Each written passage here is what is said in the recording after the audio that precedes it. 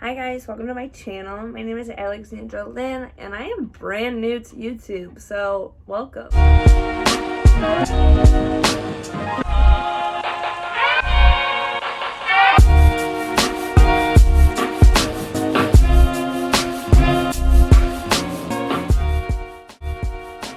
Alright my loves, if you are new to this channel, please hit the subscribe button and the post notification bell so you are notified every time I post a video. I post every Friday and occasionally on Sunday, so watch out. So, we're going to be talking about borderline personality disorder today. Now, what is borderline personality disorder? I'm glad you asked. Borderline personality disorder is an illness marked by intense emotions, mood dysregulation. So oftentimes people with BPD will experience intense episodes of rage, anxiety, depression, jealousy, things of that nature. Now, it is so complex, right? Now, a lot of people get bipolar and borderline personality disorder mixed. The difference between the two is bipolar disorder is a chemical imbalance in the brain, so that's why medication helps better, or it helps the bipolar become more efficient in their day-to-day activities. It kind of lessens the intense emotions with the imbalance, so it gives the medications give the brain what it needs to function properly. Now, that's not to say that one can't experience mania. It's just less likely. It kind of acts as a shield. But I don't have bipolar disorder, so I don't know 100%. Now, a lot of people want to know what is the difference between bipolar disorder and borderline personality disorder. They are so similar, but yet so different. The difference is when you have bipolar disorder, it is a chemical imbalance in the brain, which is why medication works better for a bipolar, because the medication is giving the brain what it is lacking. However, borderline personality disorder, it's a little different because there is no chemical imbalance. It's a mood dysregulation. So although meds can help to keep you kind of like this instead of like this, however, it doesn't stop episodes. So when I take my antidepressant and my antipsychotic, it doesn't lessen my episodes. I still have the same amount of episodes that I normally do. It helps make them less intense, so that way I can sit down and use my skills, and the skills prevent the episodes. The medication doesn't prevent the episodes. But when you have bipolar disorder, the meds help lessen the episodes, if that makes sense. Another thing, the difference between bipolar and borderline is bipolar, unfortunately, doesn't go away. It stays with you for the rest of your life. You are born with it and you pass away with bipolar disorder. And there's a lot of controversy with that, but it is a chemical imbalance at the end of the day, and you unfortunately have to live with it for the rest of your life. However, borderline personality disorder is a lot different in the sense that it does go away. It's not a chemical imbalance. It's more of like a personality trait. When you go into DBT, they teach you how to get rid of all the coping skills that negatively impacted your life, and they replace them with good coping skills. Therefore, it reduces the episodes, it reduces the intensity of the episodes, and you're, in a sense, getting rid of that bad personality that you were raised with. Borderline personality disorder is also not genetic. There's a lot of studies that show that it could be, but there isn't enough information to back that data up.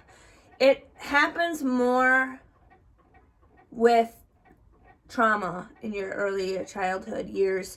It comes from abusive households, abusive parents, neglectful parents. It's not common that you have a borderline that was genetic. Although it is possible, but it's not common. So we talked about what borderline is. We talked about the difference between bipolar and borderline, but how do you know if you have borderline personality disorder? Now, disclaimer, I'm not a doctor, I'm not a counselor, I don't work in the medical field. This is just from my experience, so please do not self-diagnose yourself. Please see a professional and tell them your concerns and what you think you might have, but please do not self-diagnose yourself.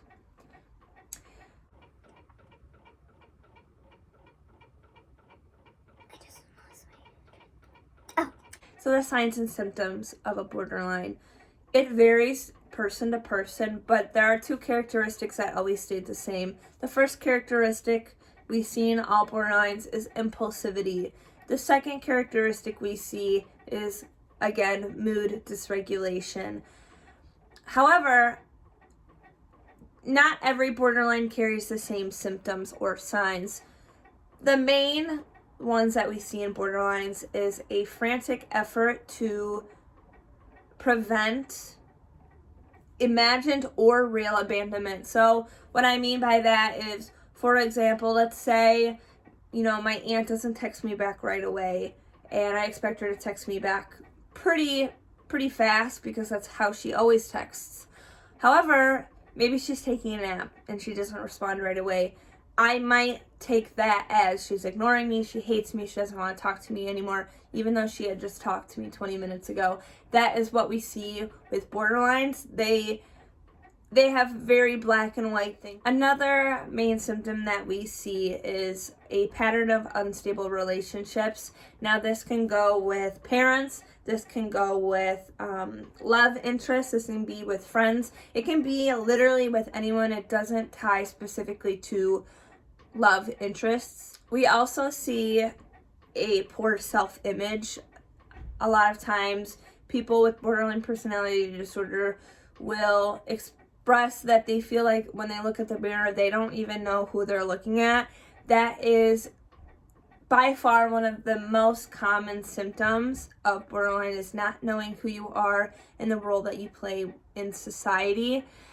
Suicidal ideations and thoughts often occur with having borderline personality disorder, and 11% of borderlines do act out on suicide ideations and thoughts.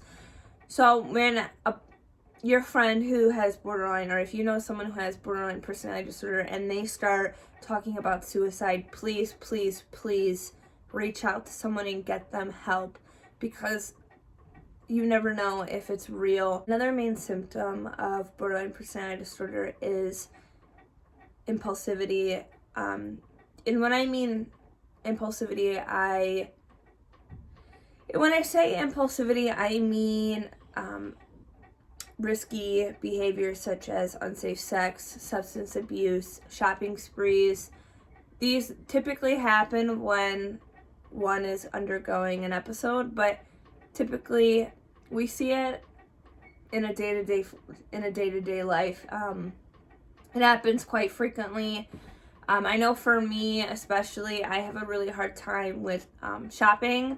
If I am about to have an episode, or if I had just had an episode, I am more likely to blow a bunch of money. So now that I've talked about the signs and symptoms, the difference between bipolar and borderline, I want to talk to you about my story, because at the end of the day, anyone could YouTube or anyone could Google the signs and symptoms of a borderline, but it's very rare that we see a lot of people that speak out about their experience with borderline.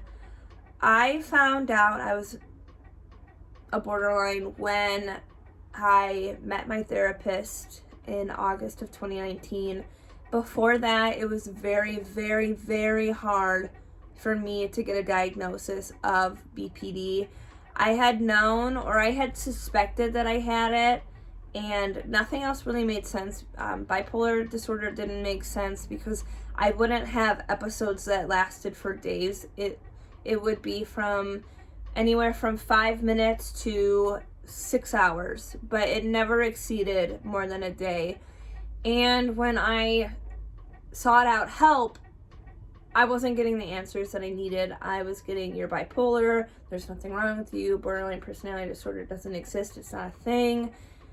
And although those things aren't true, it was something that I would hear on a daily basis. And my family didn't really understand. They didn't really understand because when, in their mindset, it was I didn't have anything before I joined the Air Force, and then suddenly when I got out, I had all these problems, and that really hurt me because I was already having a hard time, and then with family on top of it, not really understanding, it was difficult for me. And they've really come a long way with understanding, but there are still some things that they just don't get. So it's really important, if you have just been diagnosed with borderline personality disorder, that you find that person, whether it's in your family, it's a friend, it's a boyfriend, it's a significant other, that you find that person that truly understands or is willing to understand. Don't go to people that don't understand, because at the end of the day, it's going to stress you out and it's going to make you feel worse about yourself, and that in itself is going to throw you in an episode. So I always recommend finding someone that really is willing to understand. For example, my aunt is my rock. She is the only person in my family that I go to literally 24/7. There is not a day that I don't text my aunt. And that's because she's a good support system for me. She validates my feelings. She tells me that everything's gonna be okay, but she also sets those boundaries. The boundaries of, you're having an episode and you're going off on me, I'm not gonna text you until you're done. And at first that seems daunting, right? When you have just discovered that you have BPD and you don't like being ignored. So the idea of thinking, well, Alex, I can't do that because if she ignores me, I'm going to freak out more. Listen to me. I was the same way. When that first started, when me and my aunt really didn't know how to set those boundaries because we didn't know what was going to happen, when we started doing that, I freaked out at first. I would threaten her. I would cuss her out. I would do literally everything in the book. And after a while, I just stopped. I just stopped going off because in my head I learned that nobody was going to contribute to my bad behavior, and I just realized I just wanted to talk to her. I wanted her attention. So I would just snap out of the episode and be like, okay, I'm done. And I don't want you to feel like that'll never be you, because it feels very, very daunting at first, the idea that you wouldn't react that way, but giving it time to progress and for yourself to heal will really help, and you'll really see a difference. If you have just been diagnosed, give it like 6 months to a year, and I promise you're gonna look back and be like, oh my gosh, like this is it, this is me, like I've changed so much. Because that's honestly how I feel on a daily basis. Things that I normally would do during an episode when I had first found out to what I do now is a lot different. I'm a lot more calm. I'm a lot more reasonable. I seem to be more in my wise mind sometimes than I am in my emotion mind. And it's amazing because I'm gonna start crying. I never imagined that I would ever progress like this. I thought I was doomed. I thought that nothing could help me, and that is simply not true. So if you feel that way, please hear me out and just give it a chance. It's hard, right? Because the reason I made this YouTube channel is because when I had first found out I had BPD, there was nothing. I couldn't find any videos about BPD. I couldn't find like medication that people used. I couldn't find anything substantial that would help me. And I was just sick of it because I needed a change. I needed to know that I was going to be okay. I wanted to know that people with BPD felt the same way that I felt and still got out of it.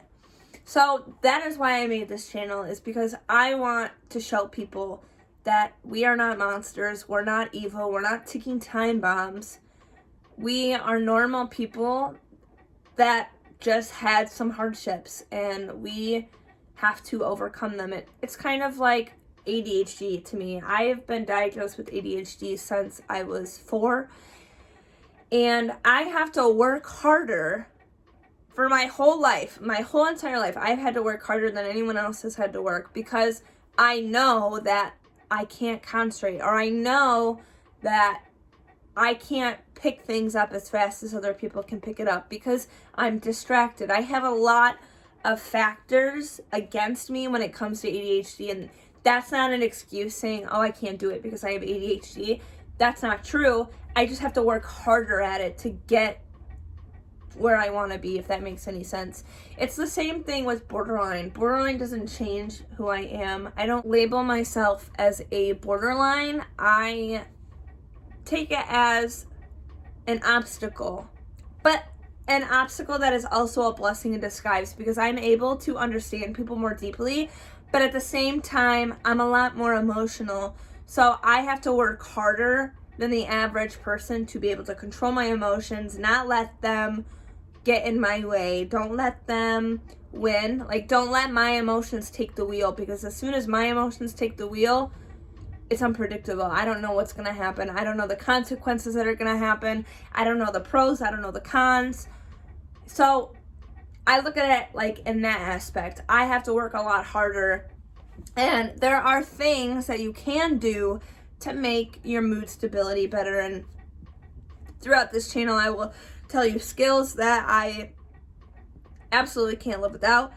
I will be teaching skills to you, skills that I find useful, that I like, I will teach. I will be diving into meditations that I do, things like that, to help improve my lifestyle, because after all, having borderline personality disorder is having a lifestyle. It's a different lifestyle than most people, so you have to learn how to use it to your advantage and not let it ruin you. Does that make sense? Anyways, guys, I really hope you enjoyed this video. And if you have any questions about borderline personality disorder, please put it in the comments below. I would love to answer your questions. And one thing that I will leave this video off with is, if you have BPD or you know someone who has BPD, please hear them out. Don't assume. And that goes for borderlines too. Don't assume. That's the worst thing you can do, is assume. Because once you start assuming things, it just goes downhill. And the same thing with people who know people with BPD. Don't assume that, they're seeking attention or they're drama seeking. Take their emotions for what they are and validate them. Make them understand that it's okay to have these emotions, but it's not okay to go off on you, if that makes any sense. So I'm gonna stop talking. I will see you guys next Friday, and please, please, please, if you haven't already, subscribe, and I will see you guys next Friday. Bye. Let's redo that. That was awful. Bye, guys.